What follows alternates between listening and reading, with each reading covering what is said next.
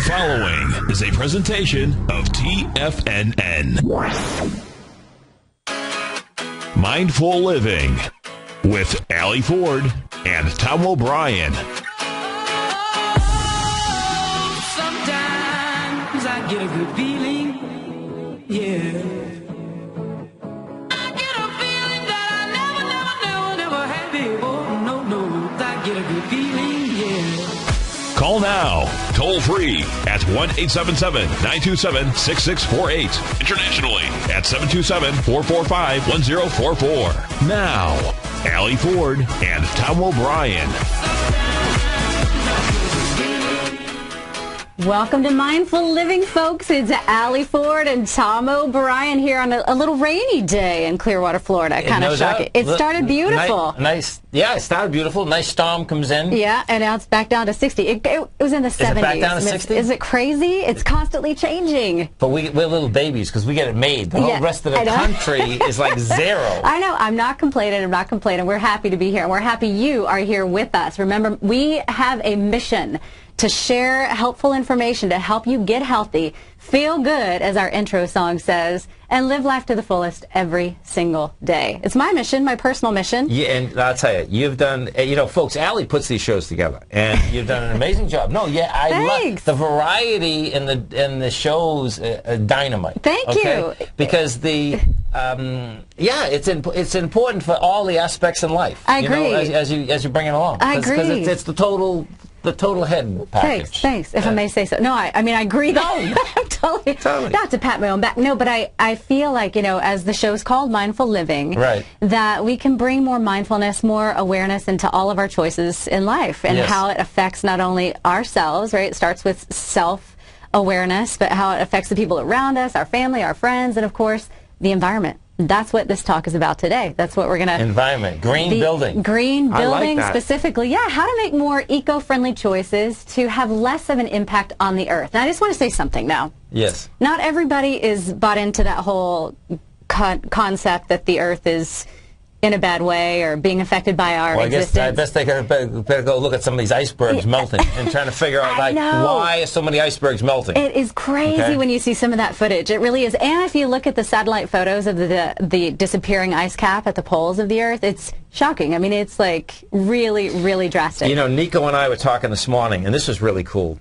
He was explaining that, and it was so cool, folks. Energy is everything, okay? And so Nico we were talking, and he says, do you know that, so let's say we're in the forest, right? Mm-hmm. And, you get a little rabbit running around the trails, okay? So they're making their little trail going through. Well, the difference is, what they've found is that when you have trucks that are going through there, right? Mm-hmm. Bottom line is that the animal structure on each side, and I'm talking about, all animals, okay?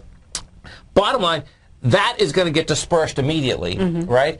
And it just totally makes sense, because just picture that if we were all hanging out in nature, grooving, kick back, in a sleeping bag, and all of a sudden, bang, you get these trucks coming. Yeah. Guess what? You're going to move. So it's important to understand that that noise, all of those things do affect all of us. Yeah. And if you don't think they affect all of us, folks, what to do, just get in the middle of a whole bunch of traffic and try to sleep under an expressway. See how you feel. How does it how does it affect your nervous system, And whether or not you believe in the whole, carbon emission thing, or whether or not our existence is affecting the planet, what's the harm in making greener choices? What can it hurt, just to use a little less water or pollute the water a little less or just be more mindful of... take care of things. Exactly. Yeah, Right. So that... Well, it's wild.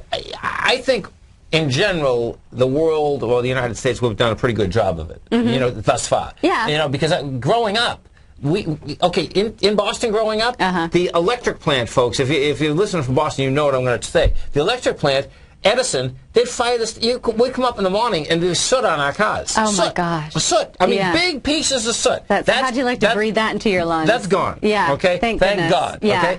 But then think about, and I was just as bad, think about when I was a kid, how many things I threw out the window. Like, you always thought, hey, someone's going to pick it up. Right. Yeah, whipping things out all the time. No. And you never see that anymore, which is good. Not as much. Once in a while, but I feel like I'm so sensitive to it when I do see it. So are you watching the Olympics at all? I am. Oh my I love gosh. It. It's nothing like the Olympics. You know what's funny is I love it. It reminds me of when I was a little girl. That's how I feel when I watch the Olympics, especially the ice skaters. Yeah. No, those Russians are unbelievable. Unbelievable. Folks, if you haven't seen these Russians, and the couple was unbelievable. The ultimate couple. Yeah. I mean, he can throw her like. How does she land on one blade? How does he put her on her knee? Yeah. And she looks like the what's in New York Harbor, the Statue of Liberty. I was going to say on top of a wedding cake or like a ballet. They actually train with the Russian ballet company. That's why they're so graceful and so good. Yeah. You know, it's cool. I mean, and then I watched the female snowboarder. They are amazing. Right. Girl power. I mean, totally. They're rocking it. In fact, one of the female snowboarders won gold, and her name Jamie Anderson. Had to write it down. Sweet. She's from Idaho, I think, or Iowa. I forget which one, but she did a great job. So, you know, it's fun to watch. I'm digging it. Oh, totally. And Valentine's Day is coming up, so we have to remember we're sending all of you out there lots of love. Lots of love right here. You better make sure you take care of your better half, folks. Yeah. Why don't we toast to that today? That's to a beautiful Valentine's thing. Day and to love. And whether you're going to spend the day with your partner or with your parent or with your sibling, whoever it is, find somebody that you love and just tell them you love them, right? Big time. Cheers. Cheers. Yeah, cheers to love on Valentine's. That's a healthy toast. Oh, that was good. What was that? Isn't it good? Yeah. It's kale. I'm kind of hooked on this right now. It's kale, cucumber, apple, and ginger. And did you press it? It's freshly squeezed. Yeah, you can use a Vitamix, or you can if you have a juicer at home. Folks, it is so good. It's insane. It's so fresh. I could eat drinking a quarter. Well, we made our Wednesday, Healthy Wednesday, so we're taking all kinds of green drinks. And the key ingredient in that is kale, because it has, in fact, one article I recently read said it's the healthiest food on the planet, apart from wheatgrass. We know how healthy that is for us. You can feel it. Ready to go. It's got vitamins A and C and iron. That's the thing, especially if you're vegetarian or vegan, then you want to make sure you're getting enough iron. And dark leafy greens has got it. Calcium. Who would think, and folks, earlier today, Allie did a show with Heidi about vegetarianism. And as she was doing that, I had a big cow outside. Yeah. I'm only kidding, folks. I'm only kidding. No, we're going to be joined here in just a bit by a local expert who's going to talk with us about some green building choices. So we're back to, protecting the earth and just making choices regardless of who you are and regardless of what your motivation is. It might be because you're concerned about the earth, as we've been talking about. Sure. It might be because you're concerned about your bottom line, right? Your wallet. Right. And there's subsidies that are involved in it. There's a lot of different things that, particularly in Florida, what does happen, just solar in particular for pools is brilliant. Brilliant. Brilliant. Speaking of solar, President Obama actually has been a longtime supporter of solar energy. And in his, let's see, I've got it here, his State of the Union address, he said that he wants to be able to look back, with our children's children. Right. And when they ask, did you do everything that you could, to make a difference and to protect the earth for us, he wants to be able to say yes. And that's important. The cool thing is generations, and that's what you have to think. You have to think of everyone else. Totally. When we talk, I want to switch gears just for a second, because meditation. If you saw, I know a lot of our listeners, they listen to CNBC. Yes. And this morning on CNBC, Andrew Ross Sorkin, who's one of the hosts in Squawk Box, he was interviewing Ray Dalio. Oh, okay. Now, Ray Dalio, awesome. folks, is one of the most successful money managers in history. Yeah. Not just, founder of Bridgewater Associates. And it was so cool. I've heard this explained a lot of different ways, and we kind of explain it the same way, but the way that it rolled off his tongue was amazing. Okay. And this is what it was. He asked him specifically, well, what does it do? And he says, listen, we have an organization that when we are coming at each other, meaning their ideas, they tell their ideas very bluntly to each other, because they're in the money-making business. So if they don't make money, their clients are going to fire them. It's that cut and dried. Right. But what he was just saying is that they can do that and no one gets upset.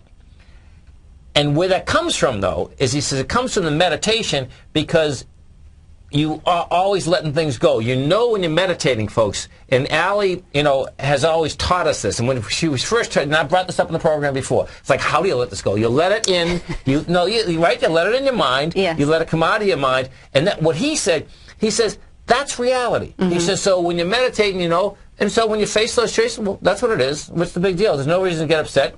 You face it and say, okay, what is that? In a very calm way. Right. Yeah. It's amazing. You know what I always love? I always love when someone can do what he did in 30 seconds. He lit a lot of light bulbs up. I hope he did, because I loved how he presented it. Yeah, it's so, we're talking about a $130 billion fund that the company that he's running. Yeah. And I do remember reading an article with him where he said meditation allows him to make those choices in business without emotional hijacking. Right. And this is a literal scientific term. When we start to have emotions, we have an effect in our brain, a response in our brain that shuts it off. So we cannot clearly think about things. So whether it's stress, something you're worried about, even something from home or work, doesn't matter. You have the same physiological response in the body, and that emotional trigger that it starts gets in the way of you thinking clearly. So it's pretty cool that he's talking about that. It's beautiful. Yeah. And I'm thinking, I see more and more people getting interested in it. There's no doubt. The thing that was, even on CNBC, and I can't wait, because the next time I'm on there, and then they asked Andrew to do yoga first, and when Joe, there's one guy that he's always saying something. The next time I'm on, I'm going to tell him, listen, Joe, just before I came on, I made sure I did yoga and meditated just so that you couldn't get me uptight. Yeah, that's a really brilliant thing. I will say, I meditate every morning, and I see a difference from the minute I have to get my children out of bed and get dressed and off to school. Right. Throughout the rest of the day, it definitely makes you more mindful, more aware of your actions and the words. And anytime your energy starts to raise, you feel it when you just take that few minutes in the morning to check in with folks, yourself. We're only talking a few minutes. That's the amazing part about it. Yeah, you really don't have to do it a long time. No, you don't. Yeah, well, all right. We're going to keep working on it together. And let's remind ourselves and our listeners, it is a daily practice. It takes practice, but over time, the long-term effects do stick. And they get just deeper take time and deeper. for yourself, folks. Yeah. That's important. Definitely. Let's just do a deep breath now. Everyone listening. Doesn't it feel good? You feel it in your chest. Yeah, someone told me at yoga this afternoon I wasn't breathing deep. This guy beside me says, you can't breathe deep. What? It was a trip, I know. Another yoga student? It was so funny. Yeah. Oh, my goodness. It was all right, but I was cracking up. I was saying. But where's his mind? When you're doing yoga, it's supposed to be in your own breath and on your own mat, in your own body. Oh, man. It was just funny. Yeah, it is funny. All right. Well, got me thinking, though. Yeah, definitely. We're going to introduce our guest, Josh Baumstein with Creative Contractors. Creative Contractors is one of the largest contracting companies here on the west coast of Florida, and they have a large green building initiative. And Josh is going to help discuss some of these hot topics in green building with us and answer some of our questions. Josh, are you with us? Yes, I am. Hello. Thanks for coming on the show today, Josh. Welcome, Josh. Thank you for having me. And I love that we're talking right now, because I've had the pleasure of having Josh in my yoga classes as well. So Josh I've had the pleasure of being in your yoga class. It's a beautiful class, isn't it? Yeah. It is. Thanks. So Josh, I am so impressed with some of the work that Creative Contractors has done. You guys did the new Highland Rec Center. It's this beautiful, gorgeous recreational facility that my children love to go to. So good job on that. You guys did the world-class Museum of Fine Arts in St. Pete. Mm-hmm. That is a beautiful building. And then I've also, unfortunately or fortunately, been in the Axelrod building at Morton Plant for my husband's fifth knee surgery. But, man, you guys do some real quality work, so congratulations. And also on the accolades you've gotten. I know you were listed in the top 100 green building companies in Engineering Magazine, and over the years have received some other honors. So, Josh, stay with us. We're just coming up on a break, but we are very much looking forward to discussing some green building initiatives that you can help our listeners understand. So, Thanks for joining us, and stay with us, folks. We'll be right back.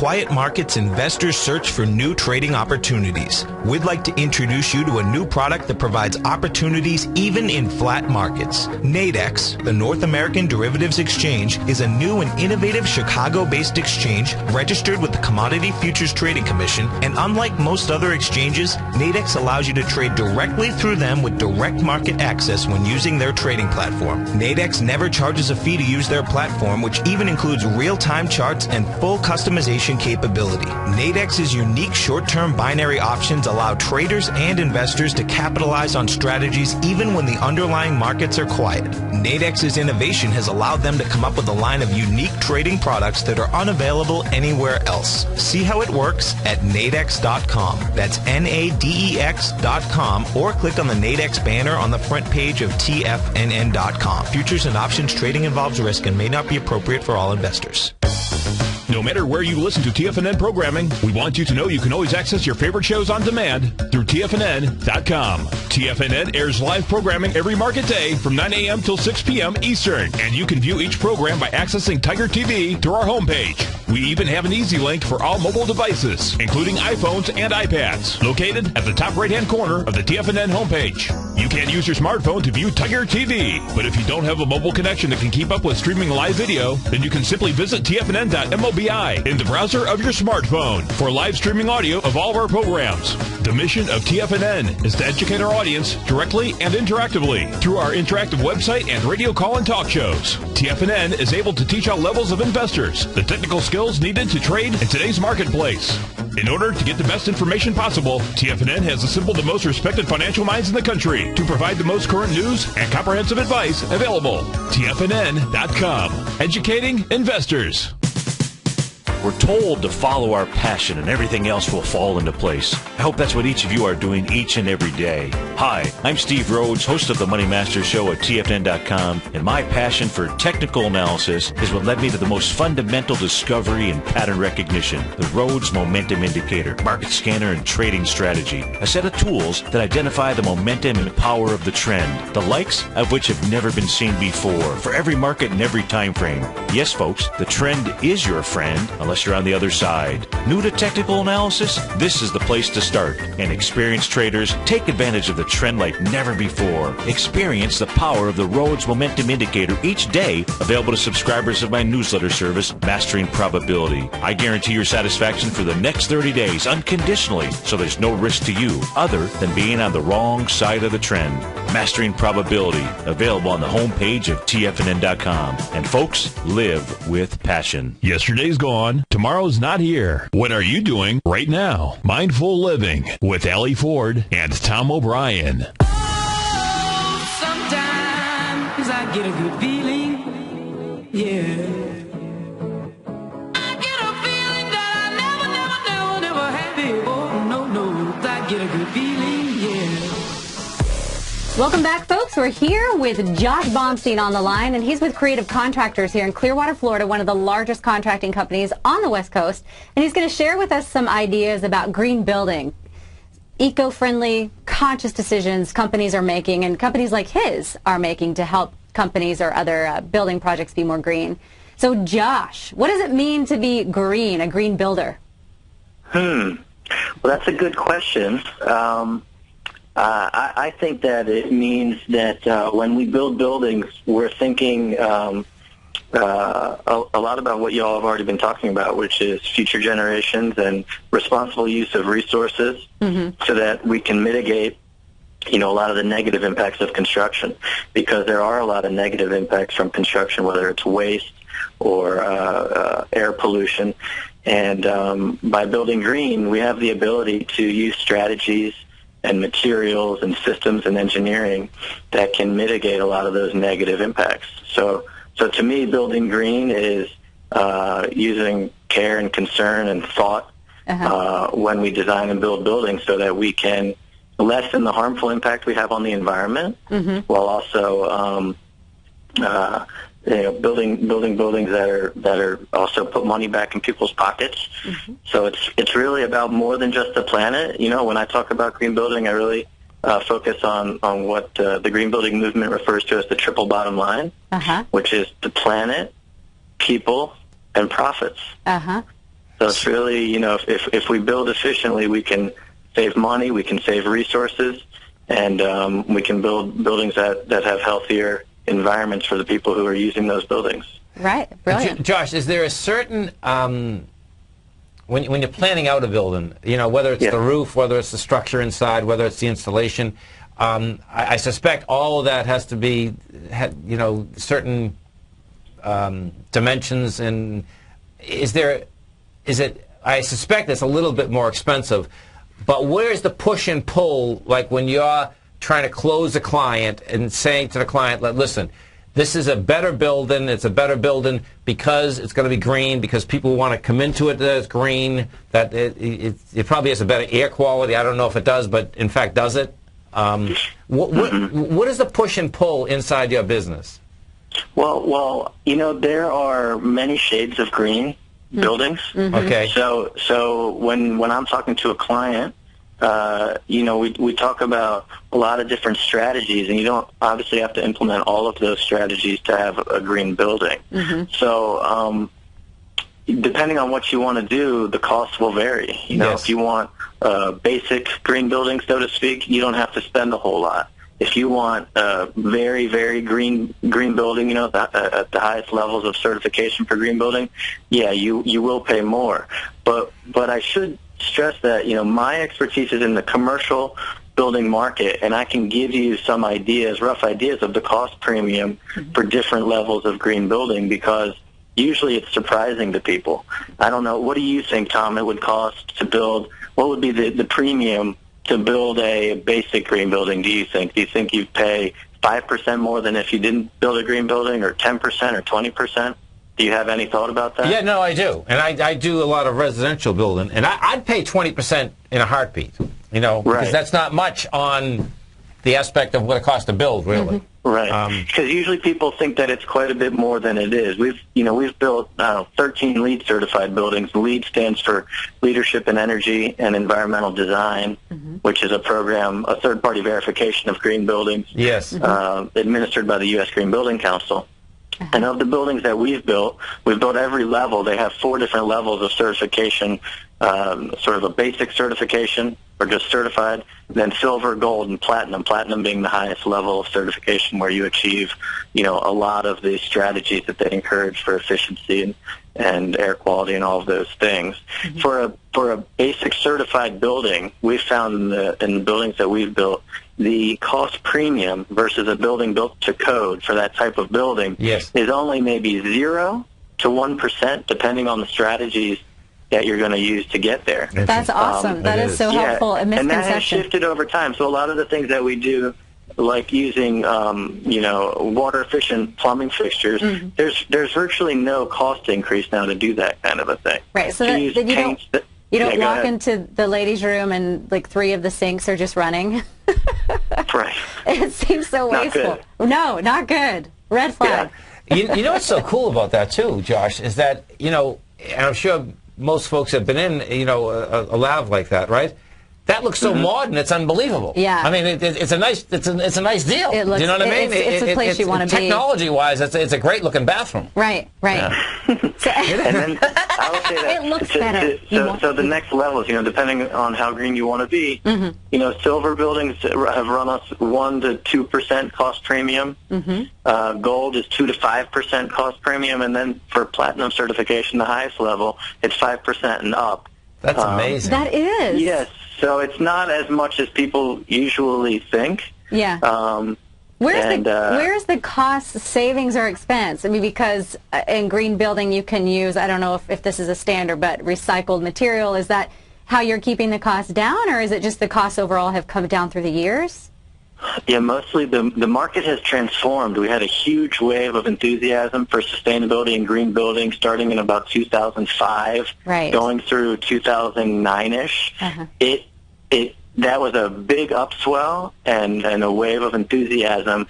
And the biggest effect that had was, you know, it's just basic supply and demand. So there was significantly more demand, and the supply increased, the cost went down on a lot of the hard costs for the materials. Yeah. So the plumbing fixtures is a great example. We were building a school in 2006, I believe, and we wanted to put in dual flush valves on the toilets. That's a valve that allows you to do a lesser flush, like a half flush for liquid waste and a full flush for solid waste. Right, you see those a lot in Europe.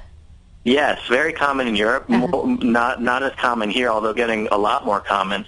And when we did that school, this was in Pasco County, north of where you all are. Yes. There was like I think it was around a $50 upcharge per valve for those valves. And now if we went to use those valves, there'd be no upcharge.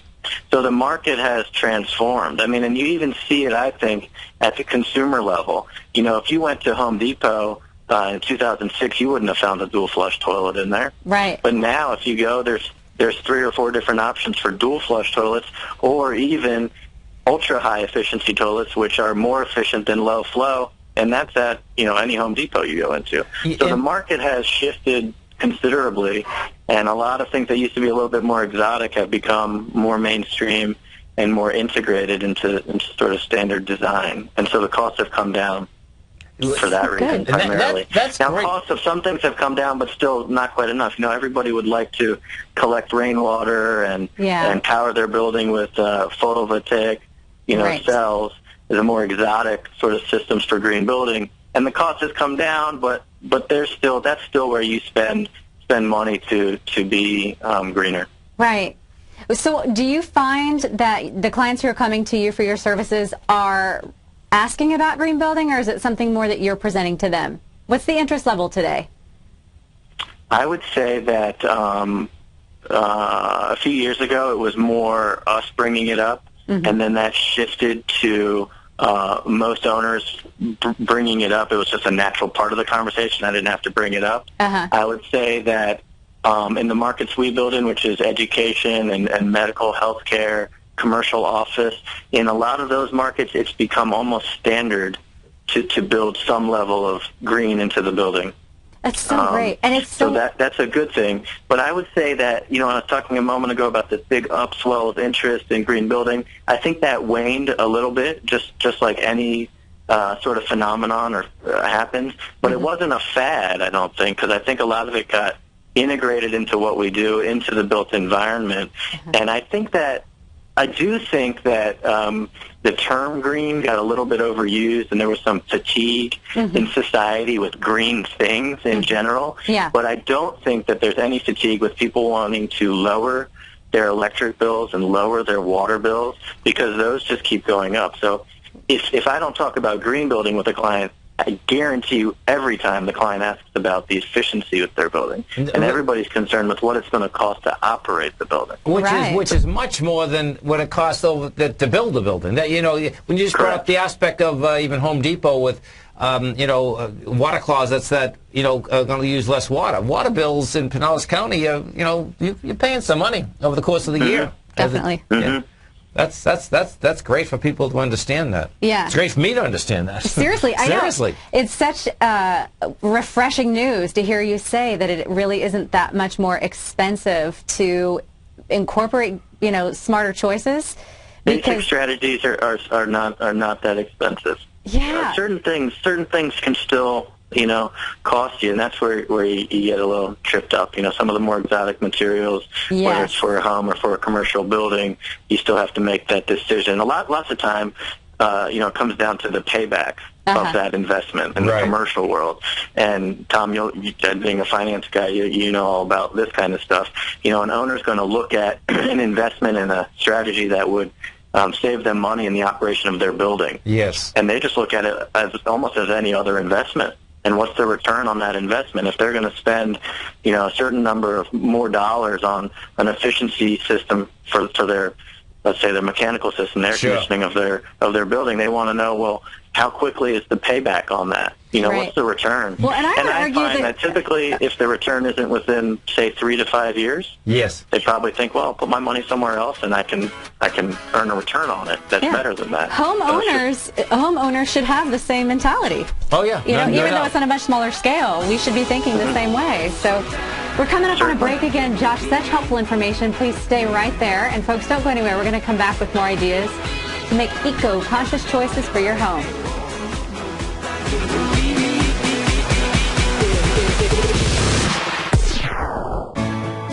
You take a hands-on approach to managing your investment strategy. You're always looking for the next trading opportunity to magnify your perspective. Direction Shares connects sophisticated traders with a powerful array of ETFs from a wide range of asset classes. The markets may go up and down, and you want tools for both sides of the trade. Discover how we can help at DirectionShares.com today. An investor should consider the investment objectives, risks, charges, and expenses of the Direction Shares carefully before investing. The prospectus and summary prospectus contain this and other information about Direction Shares. To obtain a prospectus or summary prospectus, please contact Direction Shares at 800-851-0511. The prospectus or summary prospectus should be read carefully before investing. An investment in the funds is subject to risk, including the possible loss of principal. The funds are designed to be utilized only by sophisticated investors such as traders and active investors employing dynamic strategies. Investors in the fund should understand the consequences of seeking daily investment results, understand the risk of shorting, and intend to actively monitor and manage their investments. Distributor, Foreside Fund Services, LLC. Who says you can't take it with you? TFNN says you can. With your mobile device and TFNN's live radio streams, TFNN has put it all in the palm of your hands. No special apps to download. No subscription fees for live radio or Tiger TV streams. We say you can.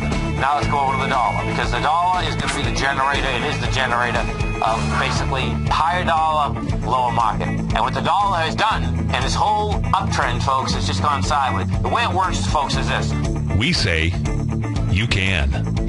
The Tiger Financial News Network.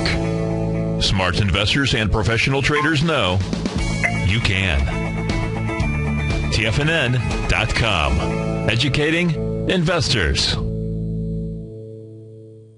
Life is a mystery to be lived, not a problem to be solved. Mindful Living with Allie Ford and Tom O'Brien. Oh, sometimes I get a good feeling, yeah. I get a feeling that I never had before. No, I get a good feeling, yeah. Welcome back, folks. We're talking about eco-friendly construction choices. Now, we've got an expert on the line, Josh Baumstein, whose expertise is mostly in commercial market. However, just this conversation is inspiring me to start looking into more ideas for our home, because we're soon to add an addition. And, you know, I want to, be more conscious. And I read this awesome article, Josh. It says that some buildings, corporate buildings are integrating green space. Like the Edmonton International Airport features a 1,420 square foot living wall, home to 8,000 plants for fresh air. That sounds like a place I want to hang out. The airport, you know. So, I'd love to know about some more ideas, innovative ideas, or things that you guys do to help companies incorporate green building. Yeah, green walls. That's a really great concept. You know, I'm seeing a lot more of those even in restaurants around here in Tampa where they're growing edible plants. Yeah. So they're not only, filtering the air and giving us better air quality in the buildings, but they're also providing sources of food, which is just really cool. And there's some great examples out there on commercial buildings of using rooftops for gardens, which has a lot of beneficial effects. But also I've seen some examples of restaurants using rooftop gardens for food sources, and that's I love to see things like that. It's amazing. Yeah, and it's great for the business, right? I mean, in Boston they have one like that, and it's a high-end restaurant. And what they did is that they built a greenhouse, because even in the winter he has his herbs going. Mm-hmm. And you walk in the restaurant and it made it all glass like a wine room, so you're looking out, and it's gorgeous. Yeah, and you watch them go out there, they grab their herbs, they come back in. I mean, it's a big space. I mean, you're talking, it's a good 800 feet, that they're growing. So in that case, it's going both ways. It's visual, they're making money on it, and it's beautiful. Yeah. How about, I think it's a great thing. What about recycled materials, Josh? What types of materials are people reusing? Recycled materials, what has become a lot more popular and mainstream, although it's still more costly is what a lot of people refer to as the Trex decking or composite decking, and you see that a lot now, benches and parks and things, and people's decks made out of that. But there is still a cost premium for that.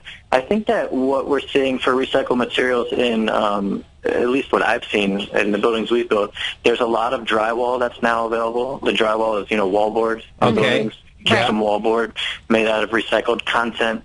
That's readily available in a lot of commercial office buildings or other commercial spaces. You see those ceiling tiles; those tend to have a lot of recycled content in them. Or there's options. There's products out there that have a lot of recycled content.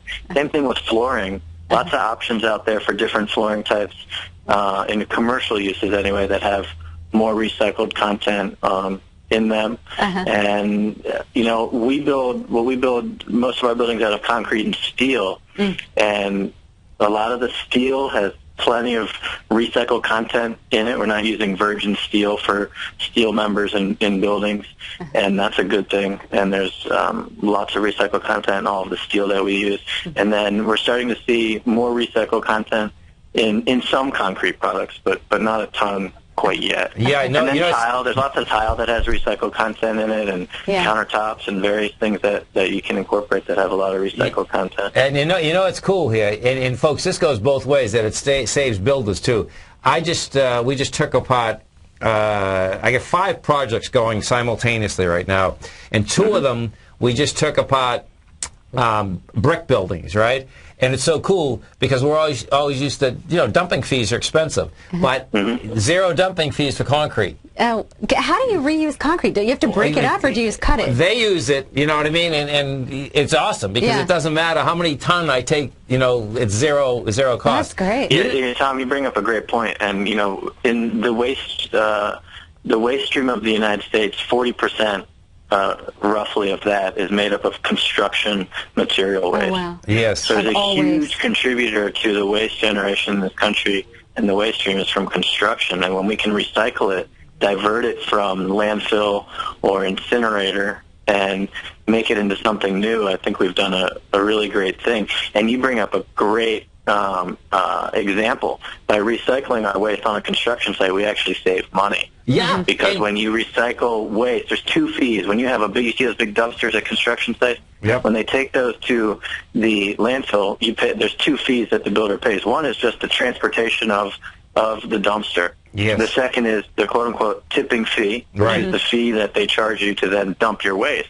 So when you recycle it, you actually only pay the transportation fee. Right. So you save all that dumping fee. And if you have something of good value, sometimes there's opportunities to sell it, but most of the time you're just trying to get it, taken away for free, essentially. It is, and what's a shame, and this kills me many times, right? When I look at it, if all of us had more time, I look at some of these and say, oh man, I can't believe how much I'm paying for 2x4s, and yet you're throwing 2x4s in the dumpster. Yeah. Because the reality is that when you start putting the house back together again, it's not the same. You know what's cool? What I didn't realize is that this composite decking. I love this composite decking. I do too. It feels great on your feet, folks. Yeah, it's soft. It's better than real decking. No splinters. It is.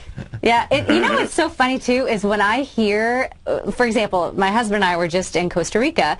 We stayed at this really cool eco-chic boutique, a place called Tamarindo Bay Hotel. And when the owner started telling us about all the elements that he incorporated that were green, one of them was a composite deck. And, the term recycled was sexy to me. I know that's weird, but I thought it was so cool that, hey, this is recycled. Or, in fact, they even have a concrete around the deck in which he used recycled Heineken bottles. And this is in Tamarindo, Costa Rica, where he's from Miami, the owner, but he wanted to sort of mimic terrazzo. And so he had all the bars in town collect their green glass bottles, donate them to him, and he had them broke them up of varying sizes, mixed it in the concrete, and it's beautiful. Yeah, that's creative. Such creative ideas. That's really creative. So yeah, when I hear that, I don't know, I'm impressed because it's not necessarily the easy way to go, but it's, better all around, and it looks good too.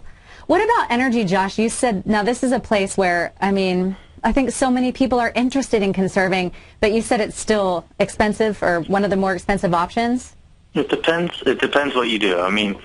for instance, when you look at energy efficiency in a building, you got to look at a couple of things. Mm-hmm. In Florida here, our primary energy consuming devices are air conditioners. Yes. By far, and then the refrigerators next, and that trails it by a lot. So, but when you look at the evolution of mechanical systems, air conditioning systems in Florida, if you go and buy a new one now, it's way more efficient. When you look at what they call the SEER level, which is the energy efficiency rating of it now, your basic models are 13 or 14 SEER rating, which that used to be like, super efficient. So technology is helping us in this regard, and that's a great thing. And then you look at the systems of the building and trying to buy efficient systems. Then you look at the building itself, though, the envelope of the building, and that is the walls and the roof and the windows. And you want to try and make that as efficient as you can. In Florida, you want to keep the hot air out of the building, right? Because as much hot air as we can keep out of the building, the less we'll have to air condition inside of the building. Right. And conversely, you want to keep the cool air that you're generating from your air conditioning system in the building so it doesn't leak out. Right. So you want to use, good insulation in the walls. A great example of the market transforming here, too, is on low E glass. Low E standing for low emissivity, and that is a coating on the glass that gives the glass a better insulation value. A few years ago, that was a significant upcharge and more exotic. Now, standard. Just about any window you buy, and loads of them at Home Depot, the vast majority are already low E.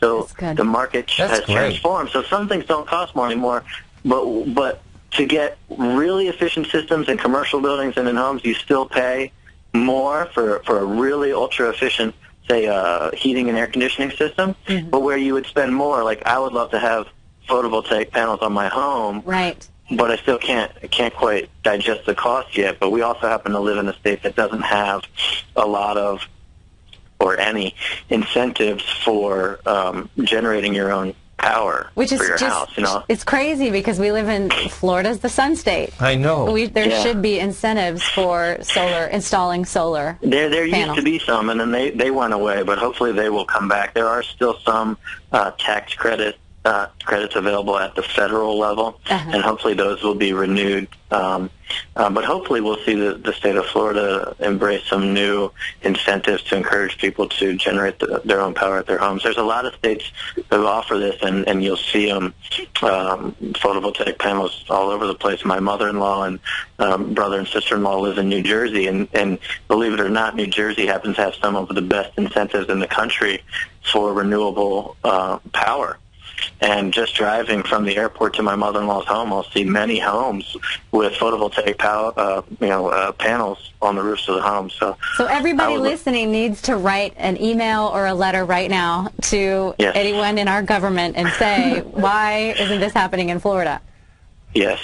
Now, you do see, you mentioned before, Tom, the solar hot water heating. Yes. And that is pretty cost-effective. Right. And you see a lot of people in Florida do that for their pools, and that has been around for quite some time and is relatively cost-effective. And you see quite a bit of that. But you still don't see a whole lot of photovoltaic panels just driving around town here. And what's so cool, folks, about the pool structure is that it gets it, 5 to 7 degrees is really easy to do in the winter. And that's a lot in the winter, folks, even to 10. But what it also does in the summer, it pulls the heat out of it. Oh, really? Yeah. So, which is amazing. That is. Yeah, you're not going to pull a huge amount, but you can pull the heat back out of it. Yes, it's not like a warm bath water in the summer. Which is pretty amazing. Josh, how did you get into the green space? Well, when I came to work for creative contractors, I saw the opportunity to better what we were doing. Yes. And I'd worked for the company. The company was started by my father 40 years ago, so I kind of grew up around it, and I spent a lot of summers on construction sites and sort of saw some of the waste and some of the negative impacts that construction could have. That combined with just sort of my natural inclination of compassion for the environment, it made sense to pursue bettering what we do. That is so cool, because there is so much waste in construction. Yeah. I mean, you know, my father always taught me when I was growing up, if you really want to make money, just be the junk man, get in the middle of a junk pile, and work your way out. And he's so right. I mean, folks, that's the most amount. It's still the most amount of money, okay? Because you get the stuff for nothing. Sometimes you charge people, and guess what? It's a gold mine. If you want a real gold mine, go in a junkyard, right? Or now, what do they call it? It'd be a dump, right? I mean, it's amazing what we throw away. Yeah, you're right. And some cities have, you know, we don't have a lot of these yet, and hopefully we'll see this grow here in our immediate area, but other parts of the country have a lot of it. If you look at many examples in Austin, Texas, or Portland, Oregon, and there's actually a decent one down in Sarasota, south of here, which are salvage yards, where when buildings are demolished, you know, people will go in and selectively salvage materials from those buildings and then collect them, and like you're saying, Tom, and save them, and then sell them to people who are going to use them in their homes later. Oh, well, let me tell you, when I did this in Boston, you know, 30 years ago, let me tell you something. Those houses, there's a guy up there, millions, not just, he hadn't made 10, 15, he made hundreds of millions of dollars. Because all those houses are so old, and he was on to that, and up in Boston, that's exactly it. You do not take a house apart in Boston without you're selling that stuff. Yeah. I mean, those beams, you can't buy those beams anymore. Yeah. That's right. I mean, you know, we used to use heart pine for the wood floors in homes here in Florida and throughout the Southeast. Yes. And actually throughout the country. I mean, a lot of barns were made of this heart pine wood. Well, you can't get that heart pine anymore. So all the old barns that get torn down, they always salvage out all the old heart pine, and they get a very pretty penny for heart pine nowadays because it's a very limited resource that can't be recreated. Right. Yeah. So I know that you specialize on large-scale developments. Can you somehow give us some tips for home builders, things that you know would be easier? I just did a house renovation, and I tried to incorporate as much of this as I could into our home. And of course, I'm like anybody else, and you know, there's a decision you have to make at certain points of can you afford to do some of these things. But we implemented some good things like dual flush toilets, which we've talked about, low flow fixtures for faucets and for sinks.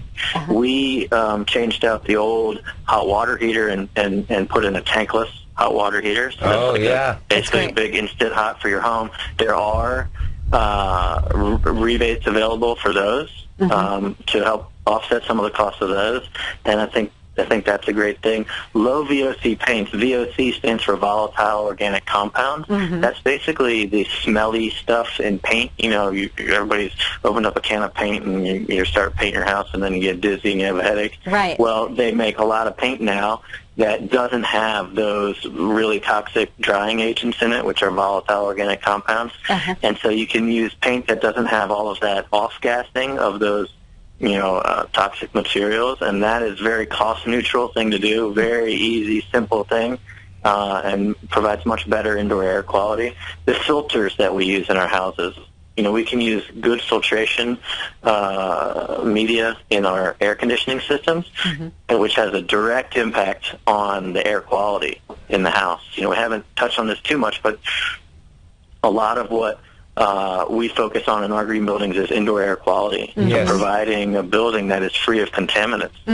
So there's a real tie into public health here. It's so important. And trying to create air quality that is free of contaminants. So I try and buy nicer filters for my air conditioning system in my home to filter out. The nicer the filter, you can filter out more and more contaminants, smaller and smaller particulates to help keep the air quality, you know, better. Which is so important for especially the younger, I mean the children, and here in Florida. Yeah, with all of the allergies that everybody has nowadays. Yeah, it can be really helpful. Not to mention the older is a very inexpensive, insulation is a very inexpensive way to increase the efficiency in your home.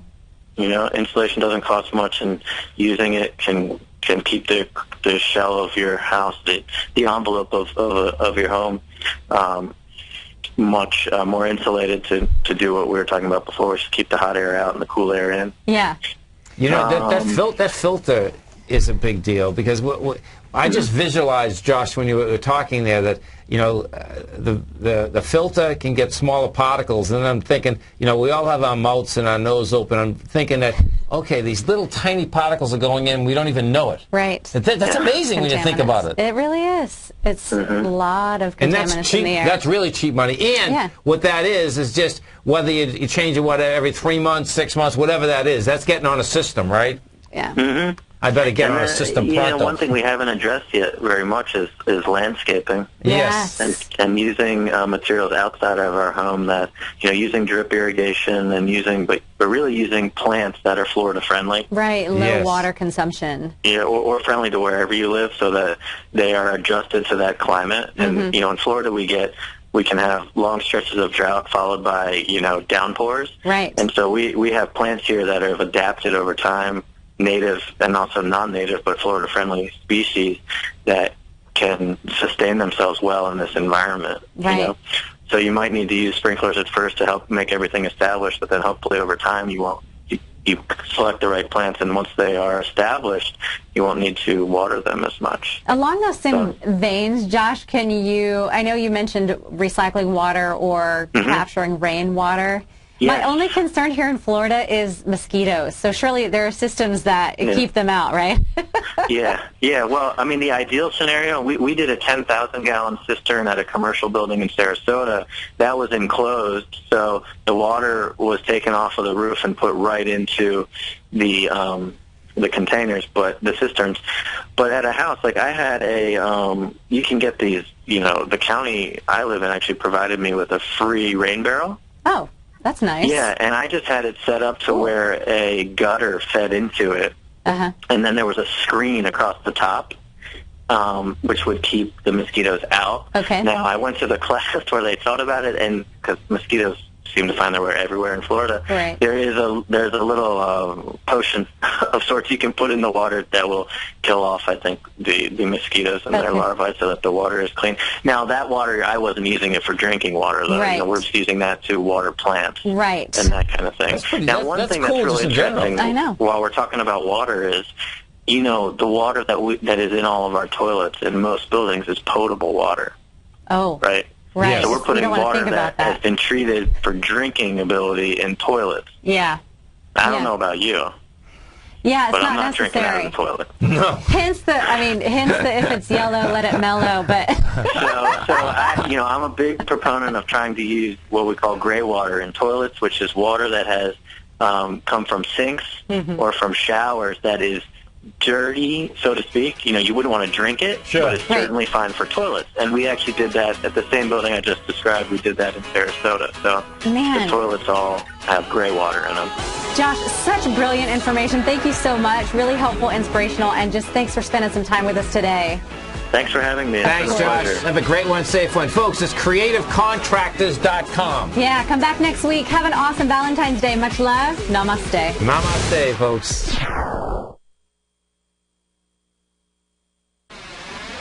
You're watching Tiger TV.